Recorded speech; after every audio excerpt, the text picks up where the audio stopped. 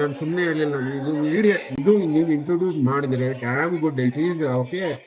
ಎಲ್ಲಿ ಇಂಟ್ರೊಡ್ಯೂಸ್ ಆಗಿಲ್ಲ ಅಂದ್ರೆ ಕ್ಲಿಕ್ ಆಗ್ತಾನೆ ಹುಡುಗ, ಕಂಪನಿ ಸ್ಟಾರ್ಟ್ ಮಾಡ್ತಾನೆ. ನಿಮ್ಗೂ ನಮ್ದು ಜಾಬ್ ಯಾರು ಕೊಡ್ತಾರೆ? ಯಾರು ಕೊಡೋದು.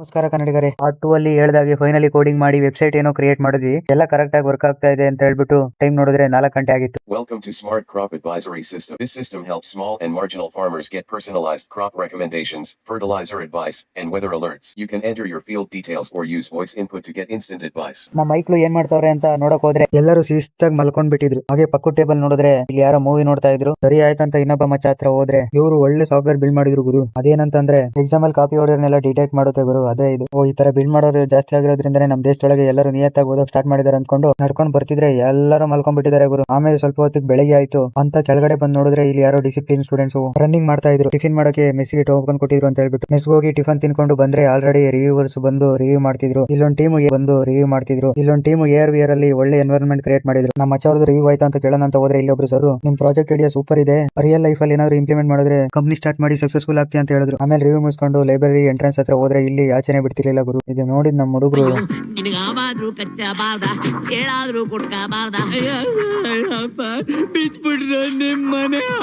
ಕೊನೆಗೂ ಬಿಟ್ರು ಅಂತ ರಾತ್ರಿ ಎಲ್ಲ ನಿದ್ದೆ ಇಲ್ಲ ಅಂತ ಹೇಳ್ಬಿಟ್ಟು ರೂಮ್ಗೆ ಹೋಗ್ಬಿಟ್ವಿ. ಮತ್ತೆ ಸಿಗೋಣ. ಧನ್ಯವಾದಗಳು.